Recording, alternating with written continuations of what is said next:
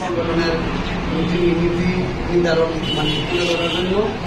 এখন বক্তব্য রাখবেন আমাদের সবার প্রিয় ভাই, বড় ভাই, আমাদের সবারই মহব্বতের ভাই, জনকল্যাণ শান্তি সংগঠনের সিনিয়র সভাপতি, আন্তর্জাতিক আইন সহায়তা কেন্দ্র আশাক ফাউন্ডেশনের সভাপতি, কাশপুরে বড় হাসপাতালের এমডি ও ব্যবস্থাপনা পরিচালক মোহাম্মদ মাসুম বিল্লাহ ভাই। মাসুম বিল্লাহ ভাইকে সংগঠনের কিছু বিষয়ে আলোচনা করার জন্য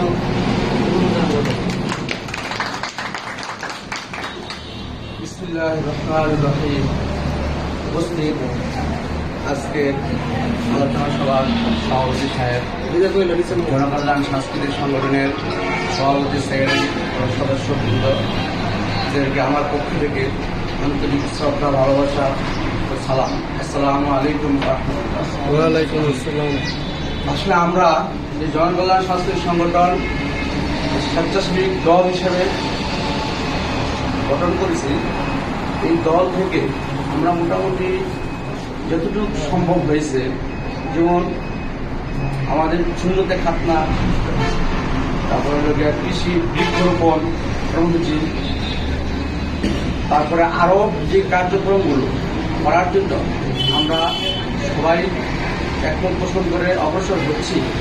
আসলে এই সংগঠনটা সবাই একত্রতাবোধ হয়ে কাঁধে কাঁধ থেকে হাতে হাত থেকে যদি আমরা অগ্রসর হই, তাহলে আমরা অনেক দূরে নিয়ে যেতে পারবো। কারণ এটা কোনো রাজনৈতিক সংগঠন না, এটা কোনো দলীয় সংগঠন না, এটা আমাদের হলো স্বেচ্ছাসেবী হিসেবে সংগঠন। এই সংগঠনে যদি আপনাকে স্বইচ্ছায় আমরা নিঃস্বার্থভাবে কাজ করতেছি, আমরা যদি মনে করি এখান থেকে স্বার্থ আদায় করব, তাহলে এই সংগঠন টিকবে না, আমার টিকবে না। আমরা নিঃস্বার্থভাবে এই সংগঠনকে আগে এগিয়ে নিতে হবে। কারণ আমরা এই সংগঠন যদি আগে নিই, অনেক মানুষ সমালোচনা করে যে সংগঠন দিয়ে তারা হয়তো ব্যবসা করতেছে, অনেক মানুষ আছে, সব মানুষ সমান না। কি কথা ঠিক না ভাই? সবাই আছে এরকম। আমরা চাই এই সংগঠনকে আরো দ্রুত গতিতে আগে গেলে কি আমাদের আলোচনা সাপেক্ষে এই সংগঠনকে আগাইতে হবে। একদিন দেখা গেল আমরা যে মাসিক একটা বৈঠক করলে আলোচনা করলাম, এবং সংগঠন কিভাবে অগ্রসর করা যায়, আমরা যদি একটা সুন্দর করে ফান্ড তৈরি করি, তাহলে সভাপতি সেক্রেটারি আছেন, তার আলোচনা সাপেক্ষে করবে। একটা ফান্ড তৈরি করলে তখন এই ফান্ড থেকে ছোট ছোট দ্রুত বললে কেউ দৌড়ে যেতে পারি, আমরা পাশে দাঁড়াতে পারি। সবাই তো সবসময় সরকার কাছ থেকে 5-1000 চাইতে পারি না। একটা ফান্ড পেলে ফান্ড থেকে খাওয়া দিতে পারি আমরা, ঠিক আছে দাদা? আমার মনে হয় একটা ফান্ড তৈরি করলে সবচেয়ে বেটার হবে। আর সামনে দিয়ে আমরা যে কর্মসূচি আমরা নেওয়ার জন্য, যেমন 16 ডিসেম্বর যে একটা আলোচনা জন্য বদদিনের সভাটা আছে, ওই 16 ডিসেম্বরে আমরা সাংস্কৃতিক আমাদের হিসাবে দেশ থেকে উঠিয়ে গেছে। সাংস্কৃতিক নাই, সাংস্কৃতিক যে আগে সুন্দর খেলাধুলা, গান বাজনা ছিল, এগুলো কিন্তু নাই বলে চলে। এই জন্য 16 ডিসেম্বর আমাদের জনকল্যাণ সাংস্কৃতিক সংগঠনের পক্ষ থেকে সাংস্কৃতিক সংগঠন যে খেলাধুলার আয়োজন, গানের আয়োজন বা গজলের বিভিন্ন কিছু আয়োজন করবেন, এটা আলোচনা করে সেক্রেটারি সভাপতি আছে কীভাবে করবে, এটা আপনারা আছেন, এটা পরামর্শ দিবেন কেমনে করলে সুন্দর হয়, আমাদের সংগঠনটা খুব ফুলে উঠে। এই জন্য আমরা সবাই এই বিষয়ে আলোচনা করবে সেক্রেটারি সাহেব। আচ্ছা, আমাদের আরেকটা যেটা বললো ভাই, সুন্দর একটা কথা বললো, আমাদের এই সংগঠনকে ধরে রাখতে হলে পাশাপাশি আনন্দ দরকার আছে। নতুবা সবাই কিন্তু এক হয়ে গেলে যে আনন্দ পাই না। আমাদের বাৎসরিক ভ্রমণ যেটা আছে, বাৎসরিক ভ্রমণ করি, তাহলে কি আমাদের কি সবার মনে একটা আনন্দ একসাথে গিয়ে আমরা ঘুরতে যাবো বিভিন্ন জায়গায়, বিভিন্ন বাৎসরিক অনুষ্ঠানে, তখন সবাই মধ্যে সংগঠনের প্রতি একটা আকৃষ্ট হবে। এই সংগঠন গেলে সবই পাওয়া যায়, আনন্দ পাওয়া যায়, একসাথে বসে ভালো কাজও করা যায়, উপকার করা যায়, গরিব অসহায় মানুষের কাছে দাঁড়ানো যায়। তাহলে আমাদের সবচেয়ে দেখা গেল প্রত্যেকটা ইউনিয়নের, প্রত্যেকটা থানায়, প্রত্যেকটা জায়গাতেই, গ্রামে মহল্লায় অসহায় হতদরিদ্র অনেক মানুষ আছে, যে দেখবেন অনেক মানুষ দ্রুত পড়লে থানায় গিয়ে থানা বারিন্দা আশেপাশে ঘুরে, তারা সাহস পায় না একটা জিডি করতে, তার বলতে সাহস পায় না। তাদের যদি আমাদের কাছে আসে, আমরা যদি তাদেরকে আমাদের মাধ্যমে তার সহযোগিতা করি, তখন অনেক হয়, খুশি হয়।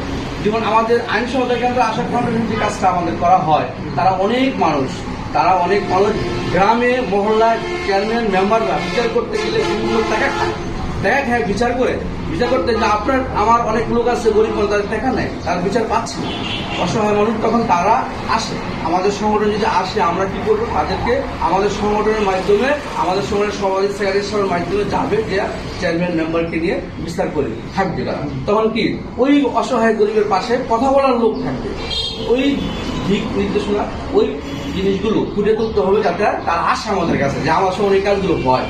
জায়গা সম্পত্তির ঝামেলা, আপনার আসলে আপনার সম্পদ আপনি পাচ্ছেন না, অনেক ভোগ দল করে খাইতেছে, আপনি কথা বলতে পারতেছেন না, কারণ কি এরা মাতাওয়ালা লোক ছিল, আপনি পারতেছেন না, তখন কি জানলে দৌড়ে আসবে আমাদের সংগঠনে, আসলে আমাদের মাধ্যমে ওই জায়গাটা উদ্ধার করবে, যদি নিয়ম মাফিক ভালো হয়, সৎ দেওয়া হয়। অবশ্য আমাদের একটি থাকবে, আমরা যাতে সামনে দিয়ে এই সংগঠনকে যত দ্রুত গতিতে এগিয়ে নিয়ে যাই। তো আপনার আমরা সামনে আরেকটা জিনিস আছে, আমরা কিন্তু অনেক কাজ মোটামুটি করছি, যে অল্প সময়ের সংগঠন, অল্প সময় ভালো কাজ করেছি, কিন্তু এই শীত চলে আসছে, এই শীতে দেখলাম অনেক মানুষ মদনপুর, মোগরাপাড়া, ডাঙ্গা, বিভিন্ন স্থানে অনেক মানুষের রোগে শুয়ে থাকে, শীতে কাতর হয়ে থাকে। আমাদের সংগঠন থেকে যদি আমরা একটা উদ্যোগ নেই, যে শীত চলে আসতেছে, শীতে আমরা কিছু অনেকের বাসায় অনেক ঐচ্ছিক কাপড় পরে আসছে, আমরা ব্যবহার করি না, ওই কিছু কিছু কাপড় ছোট থেকে ধরে বড় পর্যন্ত নিয়ে আসবো, এবং সামর্থ্য করে যদি আমাদের থাকে আমরা কম্বল টম্বল কিনবো। এই সবচেয়ে বেটার হলো, যারা আমাদের আরসি সংগঠনের মধ্যে সবাই বাসায় সেই অতিরিক্ত কাপড়গুলো আছে, ওই কাপড়গুলি নিয়ে একটা আয়োজন করে সেক্রেটারি হিসাবে সবাই সবাই মিলে দিলাম, যে অমুক দিন আমরা মদনপুর হোক, টাঙ্গাল হোক বা মোগরাপাড়া হোক, বিভিন্ন রাতে বাইরে হইল, সবাই কাপড় দিলে জনসাংস্কৃতিক পক্ষ থেকে যেটা শিশুগুলোকে বস্ত্র বিতরণ করা হয়েছে। একটা প্রচার, এটা একটা ভালো আমার মধ্যে মনে হয় ভালো হবে জিনিসটা, না এর মধ্যে ভালো হবে। যাক, এই বলে জনকল্যাণ সদস্য সংগঠনের পক্ষ থেকে শুভেচ্ছা অভিনন্দন জানিয়ে বিদায় নিচ্ছি। আসসালামু আলাইকুম।